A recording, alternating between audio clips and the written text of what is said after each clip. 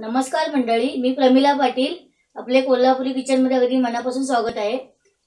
तर आज मी रेसिपी घेऊन आलेली आहे. मालवणी स्टाईल रेसिपी आहे ही. फणस हा एक असा फळ आहे की त्याची कोणतीच वस्तू फुकट जात नाही. ती भाजी म्हणजे फणस म्हणजे कसं, त्याची छोटं जेव्हा कुयली येते तेव्हा त्याची चेच भाजी होते, कच्च्या गऱ्यांची भाजी होते, पिकलेल्या गऱ्यांची भाजी होते आणि त्याच्यात मेन म्हणजे याच्या बिया असतात, त्या देखील आपण त्याचा वापर करतो. आणि बरेचसे लोकांना माहीत नसतं की या बियांचं नक्की काय करायचं. तर त्याच्यासाठी मी ही रेसिपी घेऊन आलेली आहे की बियांची भाजी कशी करायची असते. ते आज मी मालवणी स्टाईल तुम्हाला भाजी दाखवणार आहे. तर या भाजीसाठी लागणारं जे साहित्य आहे ते मी डिस्क्रिप्शन बॉक्समध्ये दिलेलं आहे लिहून. तर आता या बिया कशा साफ करायच्या ते तुम्हाला मी दाखवणार आहे आणि या बियांची मी आज भाजी करणार आहे. कशी करायची ते देखील दाखवणार, पण त्यापूर्वी आधी मी तुम्हाला बिया कसे सोलतात ते दाखवते. तर ही बी घ्यायची आणि असे याला दगड घ्यायचा किंवा वरवंटा तुम्ही घेऊन अशी फोडू शकता. तर माझ्याकडे हा दगड आहे, असे चेचून करा. मी याला चेचायचं थोडंसं, मग चेचल्यावर ही अशी बी फुटते. मग ही फुटल्यावर काय होतं, ही भाजी अशी बीची साल असते ना, ही अशी काढून घ्यायची. आपल्याला थोडं काळजीपूर्वक घ्यायचं, कारण हे कडक असते वरची साल, त्यामुळे नकात जाण्याची शक्यता असते.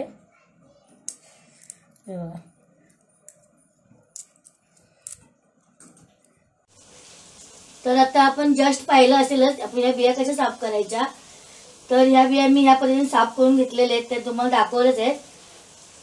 आणि हे बघा, या बियांचे काय करायचे, असे छोटे छोटे तुकडे करायचे आहेत. आपल्याला या अख्ख्या ठेवायचे नाही, कारण खूप शिजायला वेळ लागतो मग. आणि कुकरला लावलं तर मग त्याचं खूपच एकदम मऊ होऊन जातात. मग आपल्याला असंच कढईमध्ये आपल्याला शिजून घ्यायचे आहेत. म्हणून आपण हे छोटे छोटे 2-3 एका बियाचे असे 2-2, 3-3 तुकडे करून घेतलेले आहेत. तर आता या बिया मी धुवून घेते.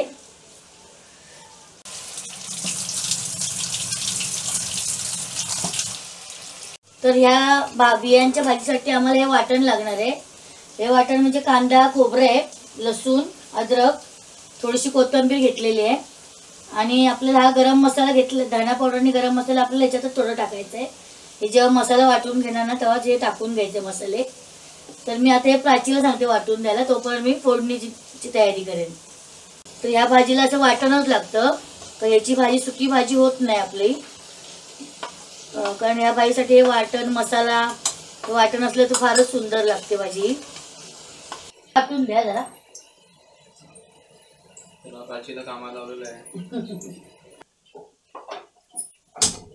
तर आता आपण फोडणीसाठी कढई तापत ठेवलेली आहे.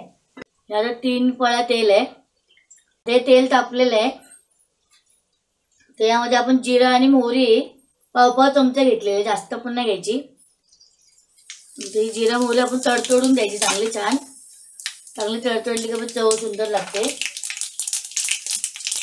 आपण आधीच हिंग टाकून घ्यायचा, मग त्याला सुंदर वास येतो भाजीला. पाव चमचा हिंग टाकलाय आणि कांदा टाकून घ्यायचा आता मोठा. या बिया असतात ना, बियाची भाजी काय लोकांना असं ऍसिडिटी होते, काय होतं, तर हिंग टाकल्यामुळे ही बियांची भाजी आपल्याला भाजत नाही.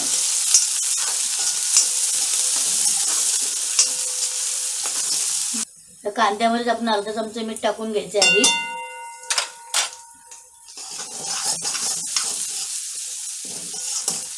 तर ह्या रेसिपीसाठी आम्ही हा मालवणी मसाला वापरणार आहे. हा मालवणी मसाला आमच्या घरचाच आहे.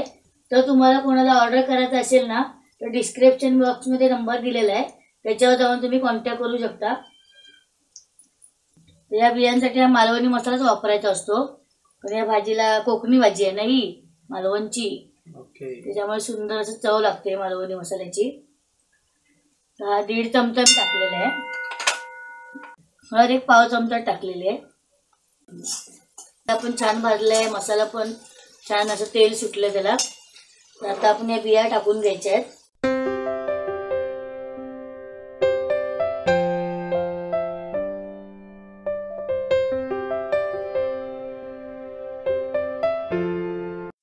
मित्रांनो, किती पांढऱ्या शुभ्र ह्या फणसाच्या बिया आहेत, एकदम फ्रेश बिया आहेत. छान परतून घ्यायच्या तेलाच्या बिया. 5-1 मिनिट तरी चांगलं परतून घ्यायचं, मग लवकर शिजतात त्या. यामध्ये आता मी पाणी ओतणार आहे. 1.5 ग्लास पाणी ओतायचं याच्यावर मध्ये. 1 ग्लास मी आता ओतलंय आणि अजून अर्धा ग्लास. तर ह्याला शिजायला 10 मिनिटं तरी लागतात. तर याच्यावर आता हे चांगलं मिक्स झालं ना तर झाकण ठेवून द्यायचं. 10 मिनिटांनी आपण ह्याला झाकण काढायचं. 10 मिनिटांनी पाहूया. तर 10 मिनिटं झालेली आहेत. भाजी गरे शिजले का बघूया बिया. अजून आपल्याला मसाला वगैरे टाकायचा आहे, तेव्हा त्या थोड्याशा ह्याच्या शिजून होतील. आपण थोडंसं धना पावडर वाटण्यात टाकली होती, थोडीशी भाजीत देखील आपण टाकणार आहोत. आणि गरम मसाला पावडर पण टाकली होती, ती देखील आता आपण याच्यात पाव चमचे टाकून घ्यायचे. ते वाटण वाटलेलं आहे प्राचीने, हे देखील आपण. बिया आता छान शिजल्या रे बघा, मस्त. लगेच चमचा देखील जातोय बघा.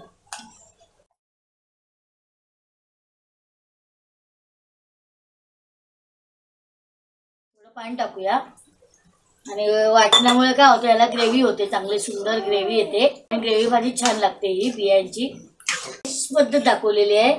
तुम्ही ही बियांची भाजी आहे ना, ही नॉनव्हेज म्हणजे जसं सुका जवला, कर्दी अशी जर टाकून तुम्ही केली ना तर फारच सुंदर लागते. तुम्ही त्या पद्धतीने देखील करून पाहू शकता. ही कोकम आपल्याला टाकायचे 2. कोकम कशासाठी टाकायची तर आपल्याला या भाजीला ना अशी कोकमामुळे एक चव वेगळीच येते, आंबट अशी. जास्त आंबट पण नाही करत, पण त्याची चव असते ना ती छान या भाजीमध्ये उतरते. आणि या भाजीला कोकम टाकल्यामुळे फारच सुंदर लागते ही भाजी. तुम्ही कुणी भाजी केली ना तर तुम्हाला देखील फारच आवडेल. 2च कोकम टाकायचे आहेत, पण त्यामुळे त्याची चव असते ती खूपच एकदमच भारी लागते. आपण थोडीशी कोथिंबीर टाकून घेऊया. आणि कोथिंबीरमुळे पण छान वास येतो. 2 मिनिटं वाफली का आपण हिला डिश सर्व करून घेणार आहे. बाकी छान शिजलेली आहे, भाजी शिजलेली आहे, झालेली आहे पूर्ण. गॅस बंद करते आणि मी डिश सर्व करून टाकते. ही आता थंड झाली ना का थोडीशी त्याच्या तरी येते. हे बघा, आता हे गरम गरम आहे, याला थोडंसं गार होऊ दे. छान आहे, वरून याला तेल सुटणार आहे.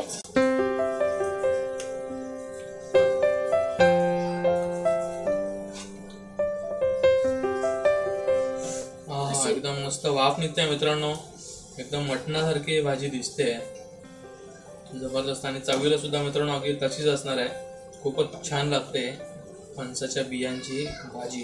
गार्निशिंगसाठी कोथिंबीर टाकूया. तर अशा तऱ्हेने आपली फणसाच्या बियांची भाजी तयार झालेली आहे. या फणसाच्या बियांना कोकणामध्ये आटल्या देखील म्हणतात, आटल्याची भाजी अशी देखील म्हणतात. तुम्ही मी जी या पद्धतीने भाजी केली आहे त्यापर्यंत तुम्ही अवश्य करा. तर तुम्ही ही भाजीची रेसिपी कशी वाटली हे तुम्ही कमेंट करून सांगा. आवडल्यास लाईक करा, व्हिडिओ शेअर करा आणि सबस्क्राईब करा. शेजारचे बेल आयकॉन देखील दाबा. धन्यवाद.